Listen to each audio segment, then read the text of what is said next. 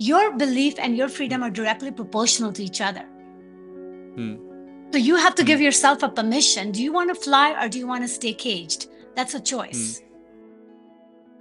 Shehnaz Soni, thank you so much for being on the show. And I'm incredibly excited to speak with you on a number of different topics.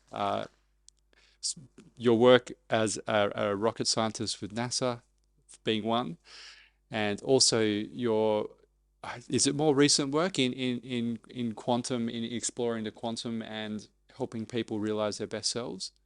Yeah, you can say it is a recent work. I published my book in 2022, October. That was like 2 years ago. And I have been, you know, relaying my message through social media like everybody else's. This year, when I had an interview with Alex Ferrari, it just picked up a little bit more because lots of people found me. So I Yeah. ended up having more activities.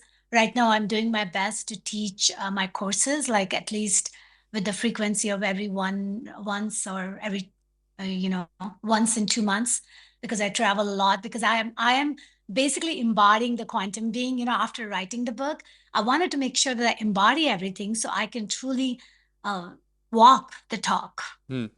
Yeah. Yeah. It's you can feel that authenticity from people too when they are generally walking the talk, as opposed to they're just empty words, and they're trying to attain that thing. And I feel like it's a mistake we can fall into as people as well, where it's something I'm very conscious of myself, is not talking about things that I do not have direct experience with. Right, right. And then also the very fact is that you're not just here to be on a social media telling everybody how to live. You're here to actually enjoy your own life and live. Mm. And then if Yeah. you can talk about it because you feel like you want to inspire people, then it is authentic. Mm.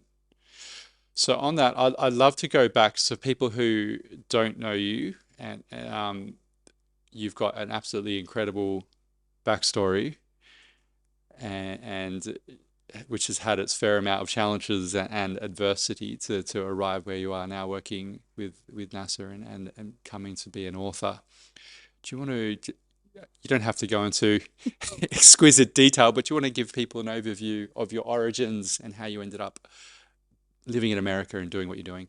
Yeah, one thing for sure is that, like, I mean, I can go to so many different places in my childhood, right? I can go to a place in my childhood when I was wondering when I'm going to be free from this cage, because as soon as I became conscious, I was raised in a very orthodox Muslim, conservative, patriarchal Hmm. culture with a very limited thing you can do, especially as a girl.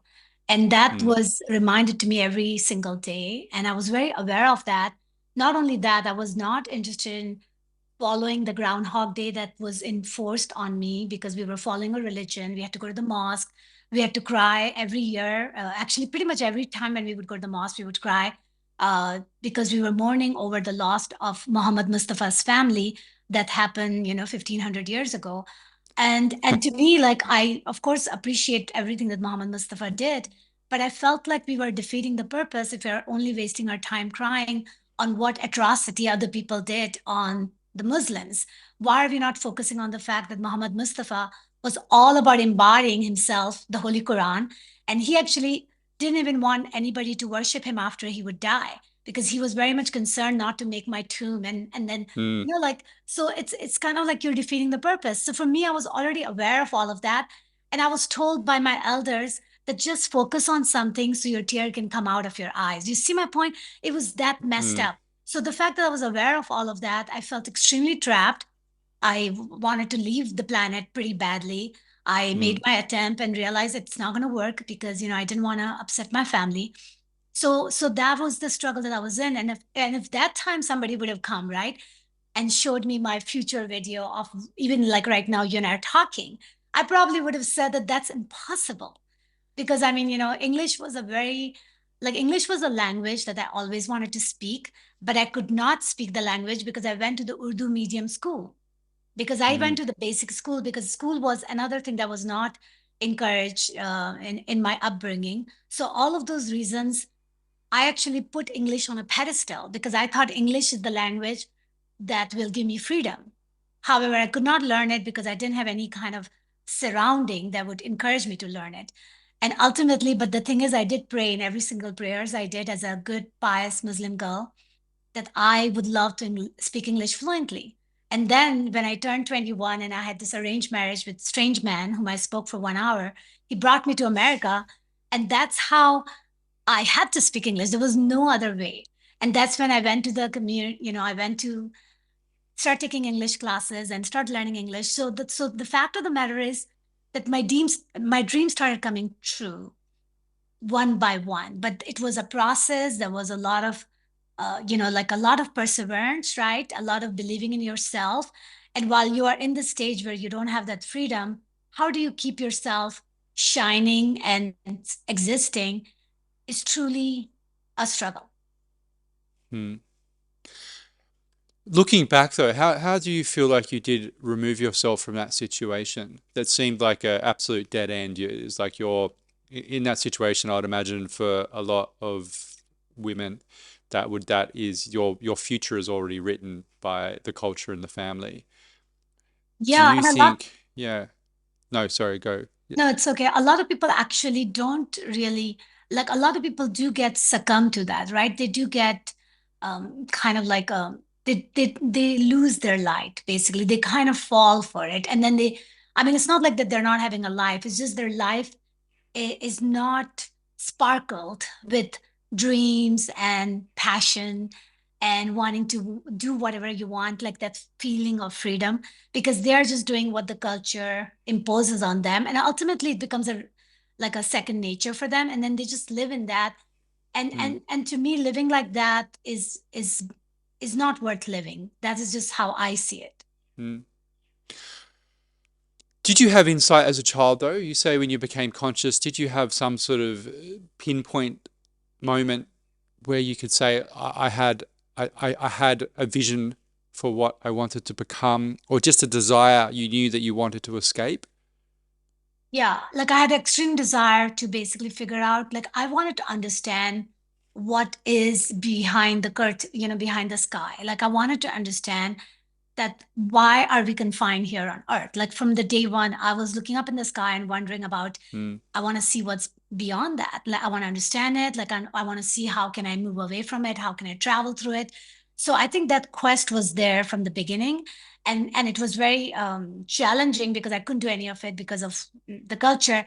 However, it was almost like that curiosity always stayed alive in me, right? So I think the curiosity was the key because no matter what happened, I never let that curiosity die in me. And then, of course, when I was given an opportunity, when I came to America, it was like the floodgate was open, right? Because I was like ready to learn, ready to grow. I was even denied an admission in the engineering school. So I went and convinced the chancellor to give me an admission in my broken English. I explained her that why I deserve an admission, and they gave me a conditional admission. And of course, I proved them that I deserve it to stay there. But the point is that it was kind of like I was willing to go as far as I could. When I applied for my green card, they lost my paperwork, right? So then it took them longer because you have to go through again, and it extended the entire timeline. But the point is, it was like all of these roadblocks were there, but the passion and the quest was so powerful that no matter what would happen, you just keep coming back, like a mm, soldier. People can keep shooting you, and you keep getting up, and you say, "Okay, I'm just going to keep walking." mm. You're pulled towards something that, yeah. Yeah, I would call it a magnetism of like I think basically what I would call it like faith in yourself, right? Mm, Because everybody, everybody talks about faith in religion, right? And to me, what I talk about is faith in yourself, because then that way nobody can manipulate you. mm. So we were just speaking quickly off air. There's a lot of people I hear when we say you can create your own reality through faith in yourself, through having a vision for what your life could be, and then embodying that and taking the correct action toward it, Exactly. and not accepting no. So uh, I see a lot of people in this country, in Australia, who have all the freedoms comparative to what you grew up with, that they could literally do and be anything that they desire within a framework of obviously, Of course. given Right, certain limitations that make the game fun on Earth. right, Yet they would say, for example, that the argument against creating your own reality would be, what about people in circumstances just like you grew up in? What chance do they have? It's often taken by a certain community who are already, I don't like using this word, but what you would say privileged, and they're the only people who are talking about manifestation and creating their own reality, because of course it's easy to do that when you're already 100 steps ahead. Whereas my understanding of it is, we have a very narrow view of what success looks like and what manifestation can be, where I'm more in alignment with, it's about your own truth and then living a way which makes you joyful and happy on the planet, and it doesn't necessarily at all relate to materialism, or a certain idea that it is often projected here in the West. So what I mean, what? Sorry, there was a bit, that was a bit of a rant, but in terms of, what would you say to that comment of creating a reality? Because clearly you're an example of someone who has through action, through belief, manifested an incredible life for themselves against all odds. right, right. So the first thing I would say to them is that there's more than meets the eyes, right? So the fact that they're only looking at their life from a one vantage point, because if you look at your life from just a physical dimensional perspective, it's a very limited perspective. So that Mm, is when they need to open the door to the fact that they are not just physical being. We're a mm, spirit in the human body, not the other way around, right? So you have to access your multidimensional self, right? Like Descartes says, I think, therefore I am. I actually say, I mm, think, feel, and sense. Because if you think about it, all of these things are part of who you are. You are the one who knows what you're feeling, right? You're the one who knows what you're sensing. You're the one who knows what you're thinking. So all of those things, when you like as a layer, right, as a layer approach, when you consider all of those layers within you, then that's what makes you so magnificent as a human craft.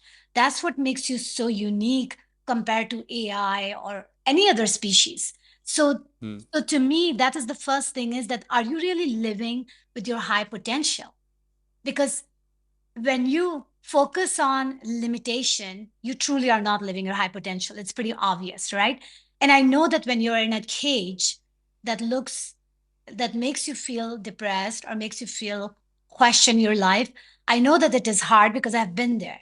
But the question is that no matter what, when you watch a movie like Life is Beautiful, when you watch a mm, movie where people are in extreme situation, but the reason they ultimately escape even prison or any other mm, circumstances is because they don't lose the faith within themselves, or faith mm, in the God, or faith in the higher being, or faith in the quantum field, right? Because at the end of the day, this is all the same. Like I call it all the same, because faith in something more than yourself. And that is good enough too, because mm, that to me is going to be the key anchor that can help them to merge with other timelines. And then, depending on what your belief system is, because like I believe, the more and more I'm understanding everything, I believe, in the membrane theory, right? I believe the fact that there are multiverse exist. I believe that we can do timeline hopping. So because of my belief, I give myself more freedom. So you see, your belief and your mm, freedom are directly proportional to each other. mm, So you have to give mm, yourself a permission. Do you want to fly or do you want to stay caged? That's a mm, choice. mm. It's a great analogy of the elephant, that from a baby it was tied to just a small stick in the dirt, and when it was a baby, it was enough to hold the elephant. But obviously, when it's grown into a full elephant, all it needed to do was shake its leg and move away. Yet the elephant will still stay tied to that small stick because of the belief that if they pull away, they're going to get pulled back. And it's, yeah, you see that with people. They've just adopted not even their framework, it's the culture's framework or their parents' framework, and then that becomes their own belief system. That is true. Should And there's the fear of unknown, right? That keeps And the people fear of the captive. unknown. And Yeah. and that is, to me, is like, no matter what, whether where you stay or where you're not, the unknown is always there. Yes. Yeah. We like to try and you can make yourself miserable trying to control outcomes for the unknown, because if it doesn't look exactly the way that you want it to be, then you're going to be miserable when you're trying to control things in that way, as opposed to opening to it and letting it unfold how it will. Right. And when you understand how duality is perpetuated in all our experiences, right? So no matter how much you try to protect yourself from unknown, the unknown is going to come and merge with you one way or the other. So, like, Mm, I'll give an example for people who want to just stay in the one job, for example, and then they stay in one job, but then everybody else leaves. So you see, you can stay in the same job. Ultimately, you're still working with different people because the people you worked with, they left. So what I'm mm, saying is that the unknown will come and merge with you, so no matter what, ultimately you're going to have to just adapt mm, to the flow, to the ride, to the ocean mm, waves, right? To the duality that we all are in. mm. You've got a really beautiful quote on your website. Is it, to find new lands, you first have to lose sight of the shore?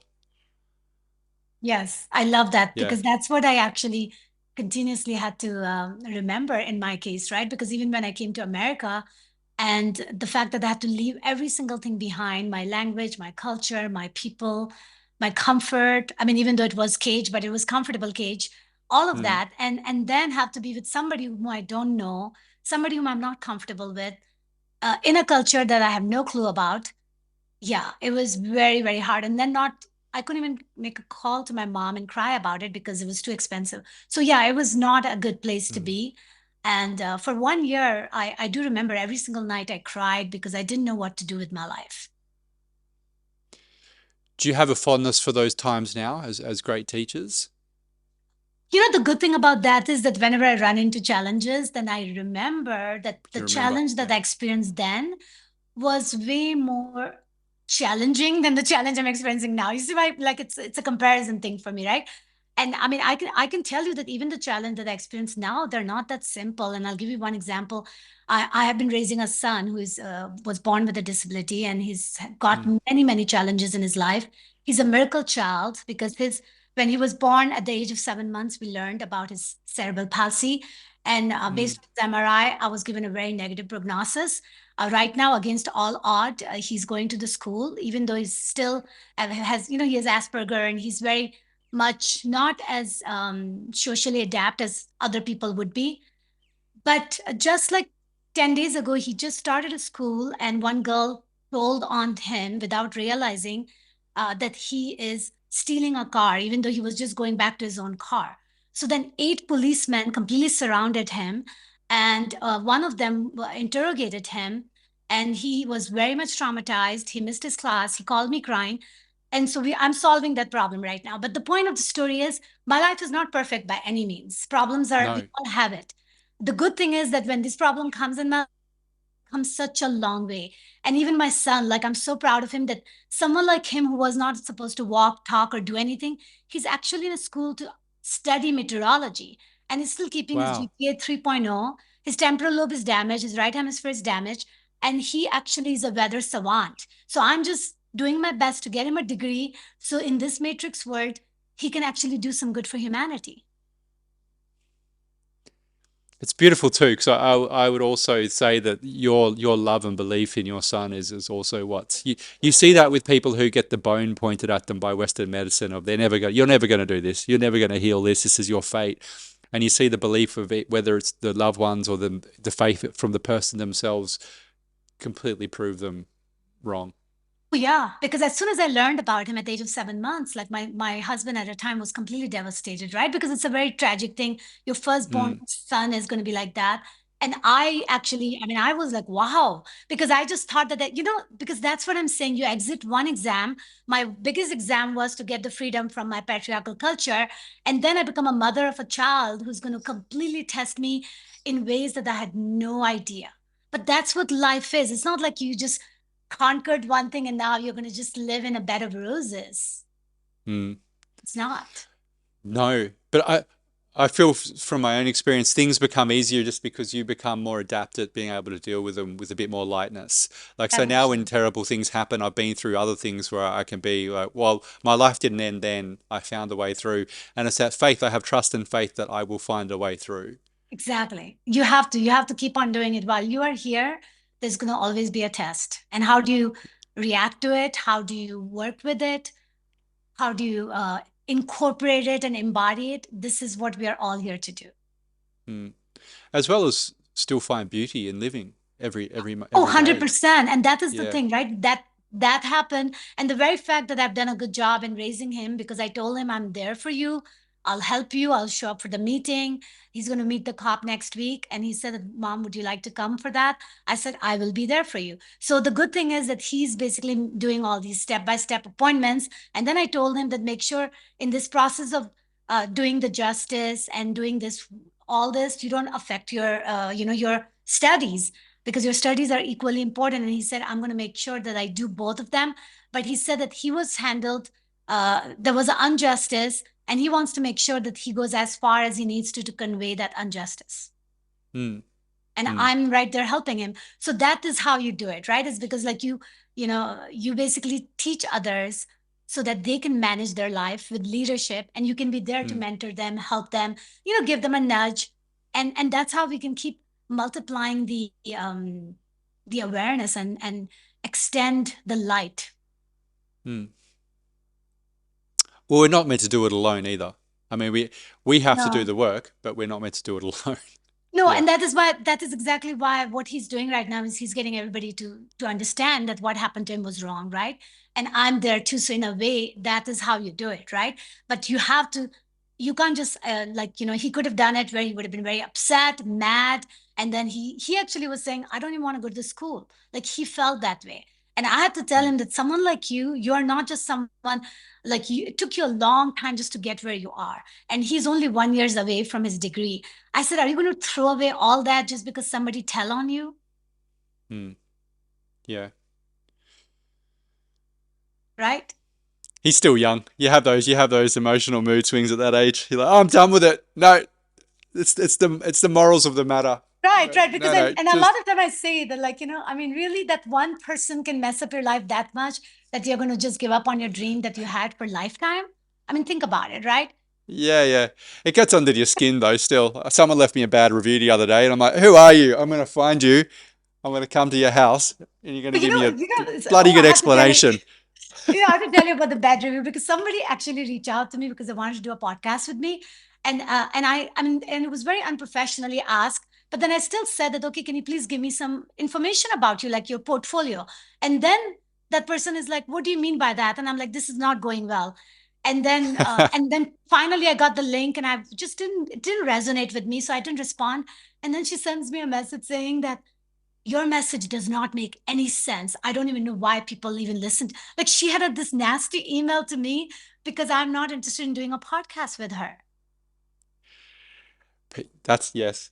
It's the thing you learn because I've run a business too long enough to know that that's other people's when you have to do the tough thing of letting somebody go in a job or tell them they haven't been successful, it's really interesting. Most people are good, but you'll get 2% of people who will send you this really outrageous email, like they just push that onto you, and you're like, whoa.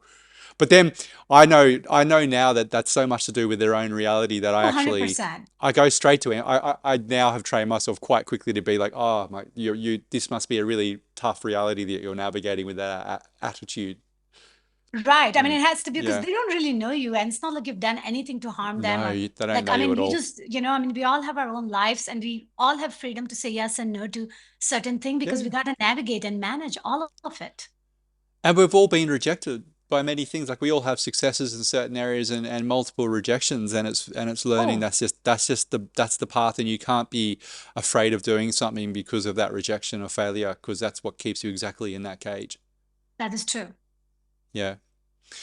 I would like to just also just jump into your work with NASA as just a measly rocket scientist, just tinkering away in rockets and sending them up into the air, because that must be very easy from my understanding. And then freaking out all your colleagues with talking about spirituality at the same time and other life forms. So it'd be fascinating to hear how you came to work with NASA in that. as a rocket, is that correct terminology? Rocket scientist? Is it rocket engineer? How would I mean, one yeah, say that rocket without scientist sounding? just sounds more sexy, but definitely, I mean, you're technically a scientist as an engineer when you work on projects that are all about designing a rocket to do Yeah, something that it has never done before, right? So, yes. yeah. And how I came to it was that when I graduated as an electrical engineer from UC Irvine, and right after my graduation, like I could pretty much do any job because UC Irvine had a great name and I had a great Mm, GPA.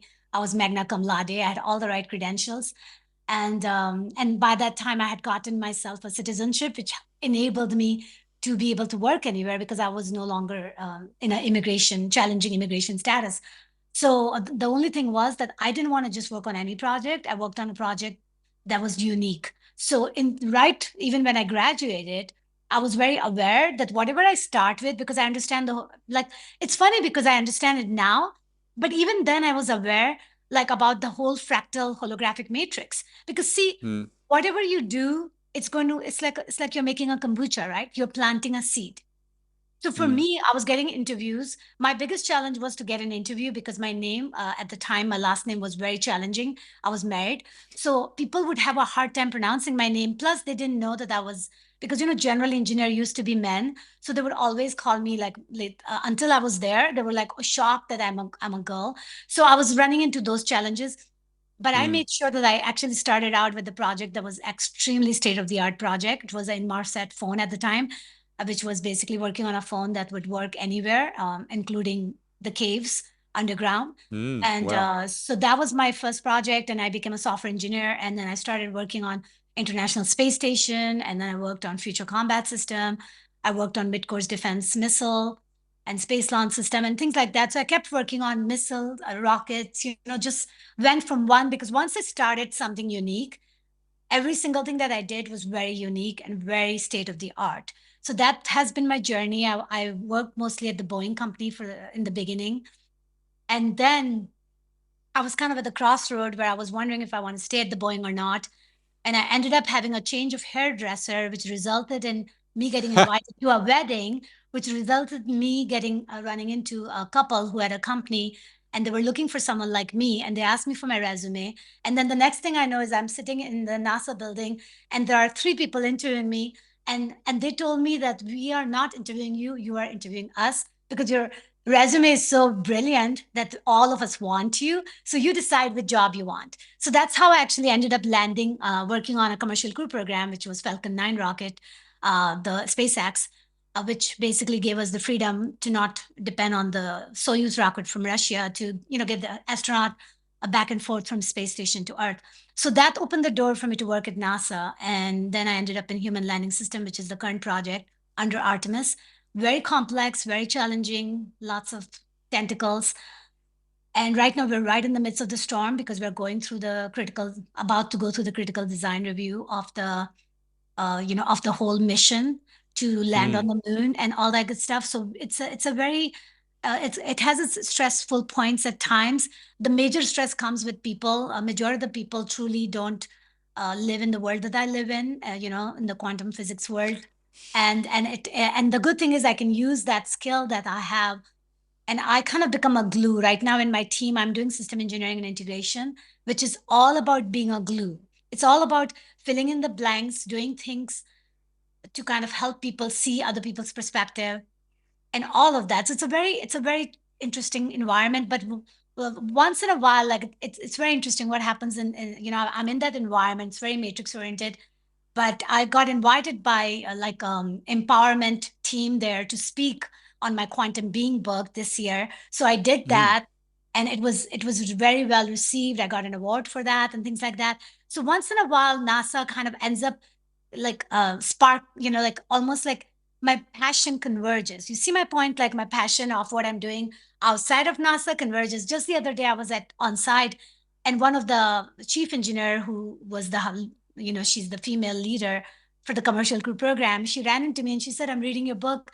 And I'm halfway through and I just completely blown away. And then she said that when I read the book, I realized that we're not really utilizing you because you are like you can do so much more for NASA, and we are not even utilizing the like a little speck of you. Like that's what she told me, right? So Mm. that to me was very interesting.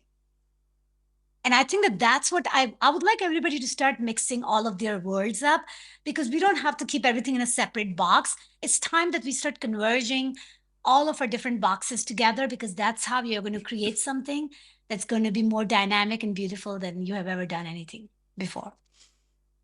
And I think there's a real hunger for people from all different stratas of life to for this feeling of interconnectedness, and that we're so much more than what we've been told through evolutionary biology in its most basic sense. That we're, we're just we're everything is a materialist universe. I mean, I know these are old, outdated structures, but it takes a long time for this to filter down through to the people en masse where it becomes a reality. So the majority of people are still living in that Newtonian, even though Newton obviously is also misunderstood. Like you, but that what is filtered down is that everything. Yeah, you're somewhat conscious and alive, and everything else is inert and dead, and life is what you perceive it to be. Life is what you see it. Their What you. beliefs hold us hostage. That's the Mm, fact. I mean, my beliefs, I have many beliefs that I have reprogrammed them now, but there were beliefs that if I would have stayed in those beliefs, I would have never come this far. Like I had mm, really strong beliefs because, raised in a patriarchal culture where you're continuously getting programmed by all of your elders and everybody around you that you can't do this, you can't do that. No, you're not supposed to do this. You can never, ever live alone. Like there were so many beliefs imposed on me, right? And to some extent, we are, I mean, no matter how conscious you live, when you're surrounded by people who are continuously telling you that you can't do it, it affects your subconscious mind. mm. Oh yeah, yeah. In such a major way, and it. Exactly. Yeah. Well, you don't. The problem is with obviously that subconscious mind. You're not even aware that you're stuck in a belief structure which is keeping you limited. That is And true. it's not. Yeah, until you get just that little bit of awareness for one belief that you begin to understand, you can begin to unravel that. But there's so many layers. That's why it's so effective to get to be able to brainwash people into certain culture. I mean, for example, as you would see with the culture shock from moving from Pakistan to America, the vast difference in the culture. And I always thought that for myself when I was younger. Well, what if I was born on the other side of the planet to other parents? What would my belief structure be then? Because we just adopt the belief structure from where we're from, and it's just a choice. Like they're all choices, and we are actually limited at our core. We're unlimited beings. So, what is it you want to believe about yourself that's going to make your life more joyous and harmonious? Exactly. I mean, I don't know how many times you've heard the story where people were told that they had 3 months to live, and then they decide Mm, that, okay, if I have 3 months to live, I might as well just, live to the fullest while I'm still alive. And then they start living to the fullest, and then the disease disappears. mm, I mean, mm. I've heard so many stories like that, So many. right? And that Yeah. that if you really think about it, it basically goes back to the very fact that they completely have a change in the mindset. As soon as they Mm. change the mindset, then all the problems starts disappearing. Mm. Well, we already know that the way what you think and believe changes your biochemistry. So of course it's completely logical that if you change that, then your body biochemistry can change. But you've got to change at a level which is more than just saying stale words in your head. As you said, you've got to actually embody that feeling of that change has taken place. Exactly. And not only that, like that is the one thing that when people say that, okay, what are the steps for manifestation, right? And the funny thing is that based on everything that I've studied Kabbalah, I've studied quantum physics, I've studied holographic reality, how we bring it based on the gateway experience. And all of them basically are saying the same thing, that basically it's all about making sure that, you use all of your faculty, right? Like your thinking, your feeling, your sensing. And whatever you want to create, you have to know why you want to create. So your intention is the key, because your Mm. intention will keep reminding you, because it is something that if you want it badly enough, you're not going to have to say that, oh, should I put it on my schedule? It's something you want it badly enough, you're going to do it, right? And Yeah. if you don't want Yeah. it, then you truly don't desire it, or you truly shouldn't have it because you don't want it. So it's kind of like a Mm. self-perpetuating thing, because there are some things that are it's all part of you, right? Because universe and you are the same. Mm. It's very much the thing is for me. It comes down to that belief and in yourself and the trust, because everyone has something that they will do without having to be told to do it. That they just enjoy doing it, and that is the Exactly. thing. That is the That key is thing. your that's your gift, because the thing that you find easy to do, there is thousands, tens of thousands of other people that found that very difficult. Mm, Yes, your passion is the key, right? Your passion is the key. Your intention is the key. These are the things that only you know. And that's why it mm, comes back to you because you can, nobody will know what you really, really want to do, right? That's a very mm, personal question. mm. I have to ask you this because to do with because it's obviously answer how within the confinements of working at NASA. But is there much talk with all of that's going on with this disclosure and the Congress hearings to do with extraterrestrial life and UAPs and all of the things which are now very much in the zeitgeist, with released videos of fighter pilots and objects moving at incredible things that defy our understanding of current physics. Is this being discussed? Like, is this something that people come up and because I mean you're literally dealing with space, so I would have You thought, know, that is the irony that, like, at my work level, everybody's so busy that they don't even have time to do the actual work that we're doing, right? So people mm, are completely like, everybody's like, lives like that, right? Like, it's like they don't even have time to discuss the work itself, let alone the all the amazing questions that you're asking, right? So the only time that happens is that once in a while you run into like I had a colleague that I would talk about it, but even then he never went there. Like for me, like my NASA colleague has never given me the satisfaction to help with that curiosity. But that's when I came to the conclusion that if I'm experiencing something that I can't explain, then there is more to it. And just by virtue of being more open about it, I have attracted a lot of people who are sending me pictures from all over the world. Not only mm. that, I mean, just last night I saw the moon right when the debate was going on between the presidential debate. Yeah, I The did watch it. moon Yeah. was looking so weird that I actually completely, I mean, it spooked me out. So, what I'm saying is that there's so much happening just in my own life. I no longer even need any kind of verification because even when I look at the sky, my God, the sky is like a big canvas. It's got like this Mm, beautiful painting every day. So yeah, what I'm saying is that as far as the NASA colleague goes, no, I don't really ever get any satisfaction of having those conversations. We are always just kind of like too occupied by that. But I had a contact with someone that reached out to me partly because of my Behind the Greatness interview, where I mentioned about, what I learned because of my colleagues, seeing crafts during the launches. mm. So it got me some attention. And what I've learned Just right now is, sorry, just yeah. not to interrupt. Can you just for people who haven't heard that, can you just quickly give them the overview of seeing crafts before launches of rockets? Yeah, yeah. So basically, what it was is that during the launch site, in California, we basically had observations by my colleagues that there was craft there that moved very differently and looked very differently and definitely wasn't man-made and showed up right before the launch, like almost like they're kind of a little bit interfering the launch to some extent by showing up because their presence was pretty Mm, noticed, and it happened twice, so that and they basically wow. said, yeah, it was something that they just could not get their heads around, and they came to me only because they knew that I would not judge them because other people do generally, Yeah. Yeah. right? Yeah. So that's another reason people don't talk about it, because even if they do feel it, they're not going to talk, because at NASA everybody's like professional, and plus people are like, we don't want to do something that can cause us our job. People live in their own, everybody has like all of these boundaries. So it's a very, yeah, it's very interesting, by the way. It's kind of interesting, but I do believe it has to change because the very fact that we want to colonize moon, right?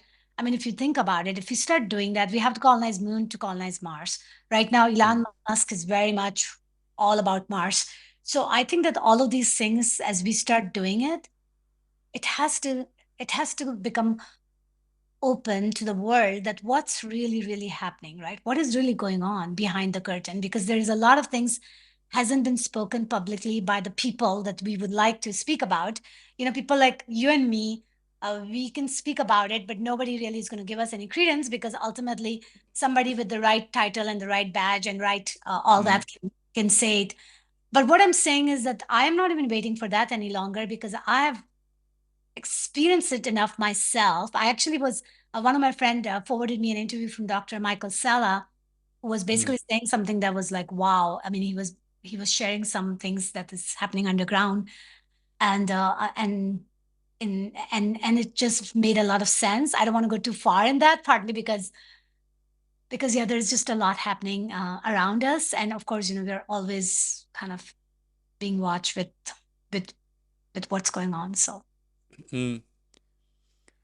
Yeah, I don't have any problem with being watched. I'm fine. But I understand you're in a different position.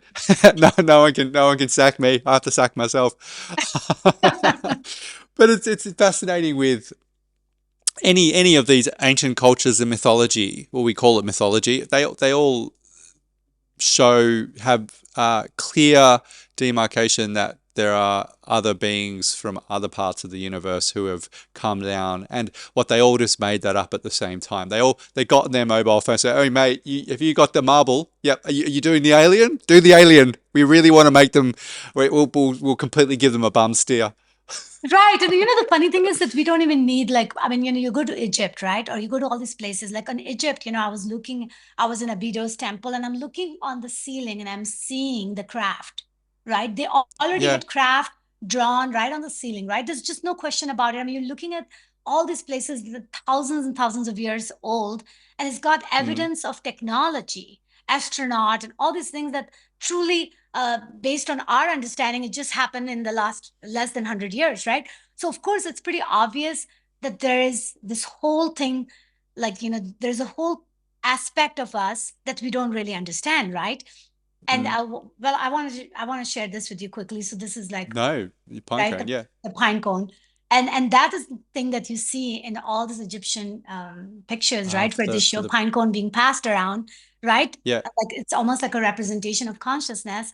And I am actually studying because I just recently taught my class called Relationship Dynamics, and the class was all about understanding all the interactions. And it was very interesting that I started, because the class was about understanding the interaction and how can you reprogram your subconscious mind. So I actually was going researching the moon because moon represents the subconscious mind based on the Kabbalistic learning.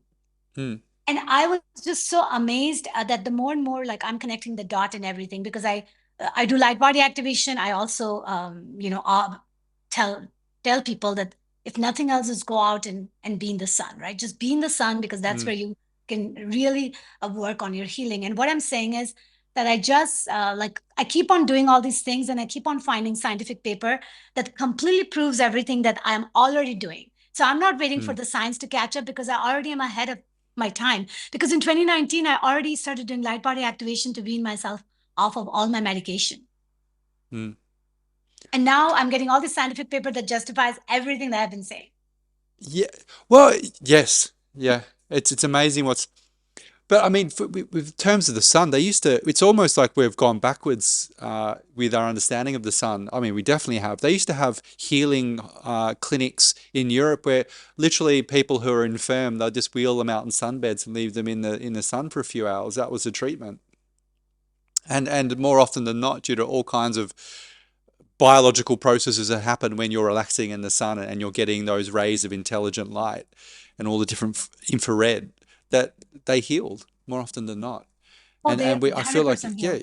you've just got to leave, like more often than not, you've just got to, the person has to have that feeling of belief that they can heal, and then you just leave the body to do what it intrinsically knows what to do. And I'm not obviously talking if you cut your leg off in a car accident, don't wheel me out to the sun, take me to the emergency room and see if they can stick that leg back on.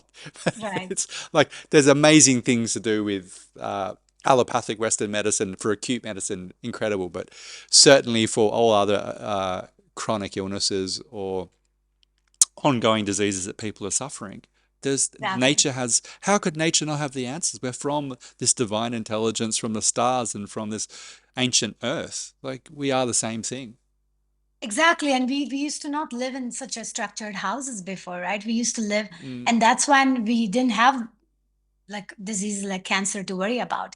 The reason we Mm, actually have all that stuff is partly because we're encased in the house with a whole bunch of electromagnetic field that is harmful mm, for us, and the blue light emerging from all our LED light and all of that. There's yeah. just it's like such a mess that we've created with technology to some extent, that now we are not realizing that to solve these problems we just have to go out in the nature Mm, and say hi to the earth, and basically soak ourselves in the sunlight and then the moonlight, because that what affects our pineal gland, and ultimately it affects mm, how we do our circadian rhythm, our homeostasis. It's all mm, interconnected, our hormones, like, and the fact that our body is absolutely so incredibly intricate, complex, and self-sustained. So when we give it the right ingredients, then it does what it mm. needs to do. And it's all been perfectly designed to work in that manner with our interdependent relationship with the natural world. So for water, I'm really very much into the water sciences, and water needs to the most the best water for us is water that has been in a flowing state in the stream. So it's being structured by all the rocks and the That's true. geometric patterns that go through, but also it's been exposed to all the different rays of the sun and the moon. So there's a company who make structuring wands. They put this water, which for want of a better term has been aged in, takes 6 months. They expose it to all different light frequencies and they put it in this crystal wand because crystal obviously transfers that information. And then it's the law of what is it when something vibrates at a higher frequency? Is it entrainment? So that's the theory, is Yeah. that when you vortex your water with this wand, it's entraining the other water to the higher frequency. And they've done small. It's cost a lot of money to do peer reviewed double blind studies, but the ones they have done show just dramatic improvements in cellular health through this one simple method of restructuring your water. Right. And the funny thing is that our mitochondria does half the thing you just said. Our mitochondria, if it Yeah. actually functions perfectly, then it's supposed to crystallize the water, because that is Mm, why that is the job of the mitochondria, right? And also to absorb the water, right? So that requires mitochondria to function properly. And in order for it to function properly, it needs to get the red light, yeah, from the sun. infrared Yeah, yeah. sunlight and not the blue light. So there's all this interconnection occurring. So mitochondria, pretty much they say that every single impairment that you have in your body is related to your Is mitochondrial health. Yeah, yeah, and vitamin D being a hormone and not a vitamin. So if you're not, well, there's fast. I don't want to go too far off beast here, but it's there's. I actually got a dermatologist who it goes against. He's a very brave man going against a lot of his colleagues, just showing all the studies because particularly in Australia we're hyper focused on skin cancer, and there's obviously skin Wow. damage and skin cancer due to overexposure to UV light. If you're from a certain part of the heritage where you don't have enough melanin in your skin, and the sun here is quite harsh. So you shouldn't go out in the middle of the day in summer if you've got white skin and lie there or fair skin and lie there for 4 hours. Like that's a silly thing to do. But we're often told melanoma, which is the most dangerous form of skin cancer, is due to all these supposed peer-reviewed, perfectly structured studies, which even I, not being a epidemiologist, could point out faults in them because that's they didn't look at the diet, they didn't look at all these other cofactors of what the person was doing. It's just strictly sun, as if all we do is the only factor is sun. But people get more melanomas now proven in conditions where it's, as you said, blue light. So people Exactly. under fluorescent lights are getting melanomas on the bottom of their feet. So there's no sun exposure on the bottom of their feet in Norway, where they have almost no sun. So it's kind of they've scared all the people indoors, and then the health conditions that are coming from not getting vitamin D are far worse. It's a That is true. And that is what I'm actually learning, because the reason that they can easily induce the fear is because lack of awareness, lack of knowledge. Right now, I'm hmm. listening to this Dr. Jack Cruz. I think he's European. He's very incredible. Yeah, I know that name. Yeah, And he actually explains about the whole what happened with the dinosaur, and how the underground living helped them save mammals and stuff.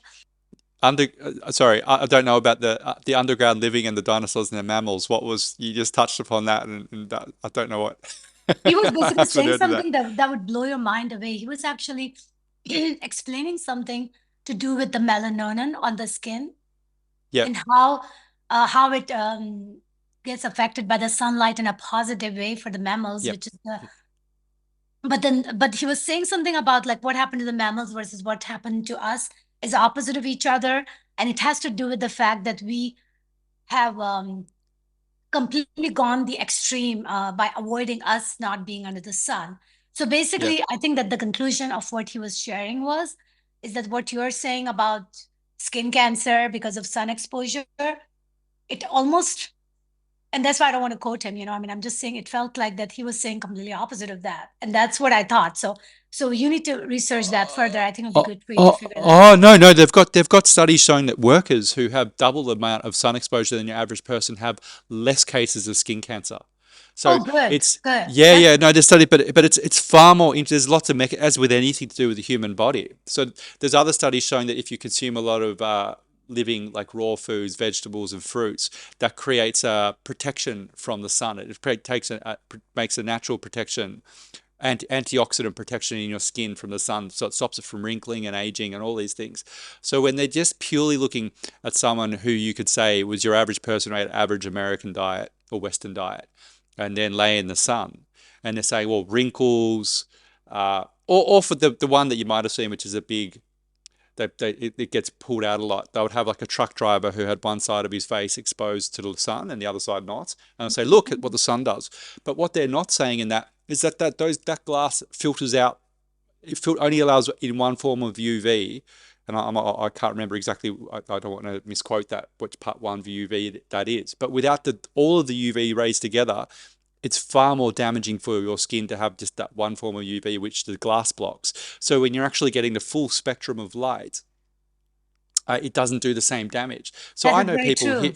who are very healthy in their 60s who don't have a wrinkle on their face, and they get heaps of sun.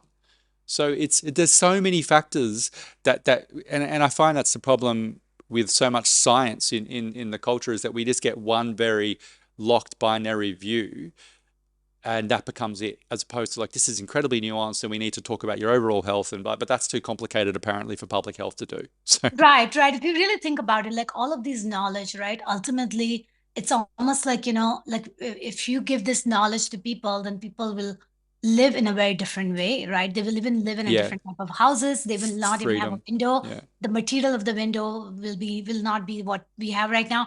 So this type of awareness would make a very Mm, systematic change in the whole earth. And ultimately, this is going to really open the door for us to create a heaven on earth because we will know how to manage ourselves with the right way, with the most efficient way, right? Without having to spend all these energy and money on doing things that completely messes us up. So I think yeah. that to me, it's just like having, yeah. So I think that it just opens a door for consciousness to expand really fast when people become so aware that we can solve all our problems by doing simple thing. Breathe, Mm, just go out in the sun, make sure that you absorb your water. So if you can go out in the sun, your absorption rate will increase and your cell will take the water. Then make sure you give yourself a good water. So these are the basic things. You can have a good night's sleep, right? All of these are mm, basic things. But if you start doing that, it, and then you start sharing with other people, like how you're doing it, my God, I mean, can you believe that we have come so far in our technological evolution and we're so backwards in managing our health? mm. I just love how you said it's that one small aperture though that you give people into their health, which changes their entire life. So it could begin with someone starts meditating for 5 minutes a day, and the next thing a year later they're just like, what am I doing with my life? I need to change everything. Or they change one thing they're doing with their diet. They start drinking.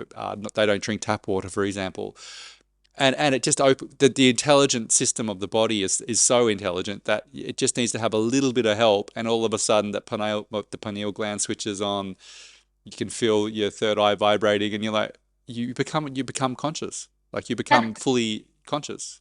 Exactly, and that is one of the challenge we do have is that there is a self-fulfilling prophecy going on, partly because the system that we are in, right? So, for example, if you're Mm, drinking the fluoride water, your pineal gland is not awake. You are not even able to talk about the things that you and I are talking about. So then it's going to be hard for them to even accept these concepts because it's like, okay, you are talking something that I think is too can't far-fetched, com- right? mm, But that is the thing that you open a door to one thing. If they just do one thing, that they change their water, right?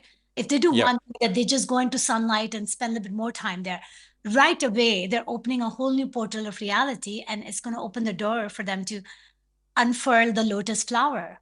Mm. And even if it just helps them with their health and they're feeling better, I mean that's a beautiful Oh, outcome anyway. that's it. Because That's yeah, already a pretty big deal, that's it. actually, That's because all there they is. already Yeah, changed the polarity, right? From feeling bad to feeling good. That's a pretty big change. yeah. And there's I just remember when I was younger and different versions of my what I would call myself in this incarnation. I was a completely. If I looked at myself now, I would not believe the things that I talk about or think. I used to think it was all rubbish. I used to think manifestation was rubbish. I think, and so we're all on this path, and there's no set time limit for when you discover things and your capacity increases. Uh, Yeah.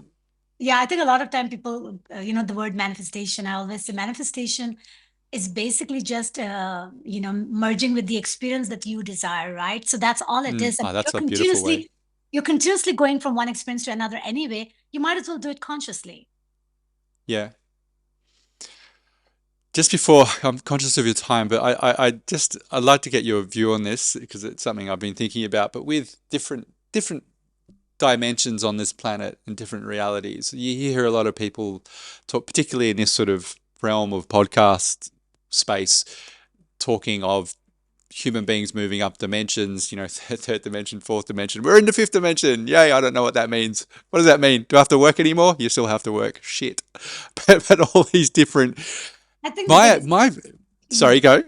No, you go ahead. You first finish your question and then I'll Oh answer. no, no. I was just going to say that the thing that I'm starting to feel, and it also ties back into the idea of not idea, but for me, like a knowing that there's other beings in the universe. I mean, how could there not be? And there's different entities on this earth, and we have access to all these different spirit realms, and we're we are so incredibly multidimensional, and we know so little about our capacity, and even as bodies' capacities. Mhm.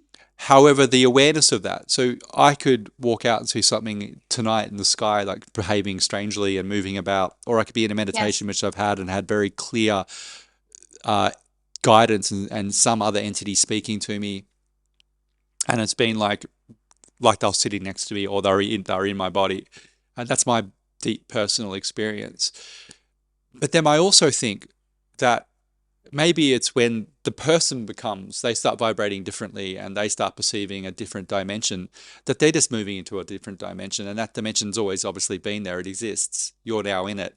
And meanwhile, there's another dimension down here where someone's in complete agony and pain and they're stuck in this materialist view and they've got no way of accessing this higher dimension. Just as I have no way of accessing a dimension of a great avatar at this point in time. Yet the potential within all the bands of these dimensions, the potential is the same. So it's always there. It's just us becoming aware of it. That's true because I mean, all exist all the time, right? And all of your versions exist in all these multiverses. And then as you intend to dial the channel, right? That's why I say you dial the channel, whether you do it consciously or subconsciously, you're doing it.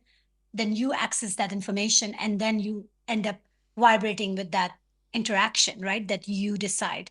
So you are kind of hopping timeline. That's how I see it, right? And that's to me is why I don't like to limit with this whole thing that okay, which dimension are you in? You can be within a day, you can be hopping many dimensions depending on what you're doing Mm, and depending on how mm, you're feeling, right?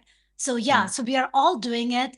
And I actually think that we're all kind of living in like in a holodeck, like a Star Trek, where everything looks like it's happening to you, but it's more like you are accessing it and you're showing up to interact with, because if you think mm, about it, nothing is really happening in a timely manner, right? Because everything, has a lag, right? So like you and I are talking right now and it looks like we're talking and we're both talking without any lag, but there's a lag, right? For many reasons. I mean, even in the machine has a lag, but see, our mm, processing speed is very slow, right? The way we process information, so therefore we are not able to see this glitch in the matrix. mm, mm. Yet the more we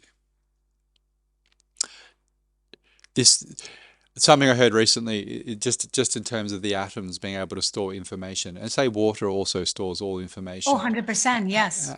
So if we're made from, if we were the genesis with the breadth of the universe, to put it Hmm. beautifully. I interviewed a lady called Jude Caravan. I hope I said her last name properly. But she wrote a book called The Cosmic Hologram, and she's a physicist at Oxford and did. And just what you're saying with the holodeck, this has now been proven in physics, in metaphysics. It's been proven that we're literally in a holodeck. So it's not some it's and what was it in 2022? The physics prize was given for non-local reality. So you'll be explain this better, but to bastardize it, it's basically nothing exists until you perceive it in a Exactly. very, very simplistic sense. And this is, Right. they don't give the Nobel Prize unless it's settled science. It's not like, oh, we'll just give it to these guys because So, they've based played on around. that one understanding, just imagine no matter how miserable your current situation is, based on that one understanding, you should know that you get to choose whether you want to stay in that perpetual misery or do you want to do Mm, something about it, right? And maybe you want to, and it's okay for you to take whatever it takes for you to go through that experience. But at the end of the day, that's what I say is that we are watching our own, everybody's watching their own movie and mm, and mm, what it boils down to is that when we come in interaction with another human, it's like we're both intertwining and interacting with each other because we choose to, and we say, okay, we're going to be mm. for this movement, we're going to be together, right? And then we go back our own ways. So that's what everybody's doing. It's like a that that dance, what is it called, changer, where you keep on changing your dance pattern. That's how I see the world is. I think that's called divorce. Oh my God. Oh, you're talking about like harsh words here. But yes. So that's what it is. You're dancing. No, no. I know, no, it's been, yeah. Most dance classes, that's what you do. Ah, the what do you? It's like the South American, like is it the The Victorian dance, right? Where people like oh, the like a dancing, ball, yeah, like a right? waltz And kind then of you thing. dance Yes, with one partner and then you yeah, dance with another, right? But what I'm saying is yeah, like the whole life story is kind of like that. We're continuously, we're with yeah. one person at a time or whatever we're doing, we're continuously doing that quantum dance with everything that comes in our interactions, Mm. right? So yeah. Well, and it's. I was just going to say with that with our current processing power of the mind and the body that we perceive it, I feel like we've been the limitations are what make life exciting because if you don't have those boundaries to push up against and to transcend, if you just had all that download now, all the information, then it would be like, well, there's no point being here. I might as well go back to source. But if you think that we originated from source, like we are literally made up of the universe at the point of creation, Yes. and the atoms store all the information. Then we have all these physical embodiments, such as water, which we know stores all information, and crystals, which are salts and water store information. And Hmm. we're made of immortal things, salts Yes. and water and things that go back to the earth. That all the information is potentially accessible within our being and our body and our consciousness. Yet we have not yet. There are people who have far more access to that, but it's interesting to me. The more you explore these things, the more ability you have to perceive things which are existing in your reality. So it's just a it's I find that very exciting to think about when I'm thinking of like we can get so stuck on the mundane things and be like, oh, I've got to pay my tax, I've got to do this and that. And it's like it's also nice to at the same time exist and just view it as well. It's just a game. Like it's also just a game. It's a very important game, a meaningful and emotional roller coaster game, but it's also a Oh yeah, game. but I mean, the more you understand your human body and how it functions, which is what I'm doing lately, I'm just taken by the intricate details on how every single thing is interconnected and how one thing can pull a string, like how one thing can pull a string to everything. Like it starts with breathing, right? So it's a very beautiful story with the Mm, whole how our human body processes everything. And when you really understand it, it's like, wow, that's what you are. So you're already so remarkable, magnificent craft. mm, And nothing can beat you, by the way. We are the technology. We are the most incredible yeah. technology there is. Mm.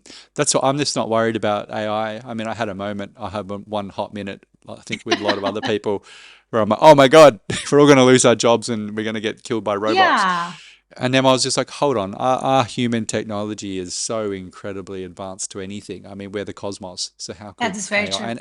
and maybe the AI is the cosmos too. It's made of silica and all these other, things from the earth. It's not actually artificial. It's just not Yeah, I embodied. think we just have to learn to coexist with everything because we have trouble even living with our own human species. I mean, think about that, right? I mean, look around Mm, what's happening, mm, right? mm, So all the other creatures and species people are get all excited about. I'm like, we human, are not necessarily living in peace. We mm, could. if you Mm, want to, right? So we got to mm, just learn to integrate all different aspects of ourselves, because at the end of the day, based on the scene mirror, every single thing that we interact with is part of you, because you are the mm, universe mm, seeking to understand yourself. mm. Shehnaz, thank you so much for your time. It's such a beautiful spot to finish. Is there anything I didn't ask you that you want to finish on I know for the if listeners? I would just encourage people to definitely check out my website, and if they're interested, to sign up, because I teach courses on subjects that excites me, and my book, of course, will help them if they are interested in this conversation that we had. And yeah, and I think that everybody needs to give themselves a permission to do whatever the hell they want. Shanaz, I'll leave all of everything to find you in the show notes, and I just love your passion, your light, your enthusiasm, and it really it's shining through my MacBook right now.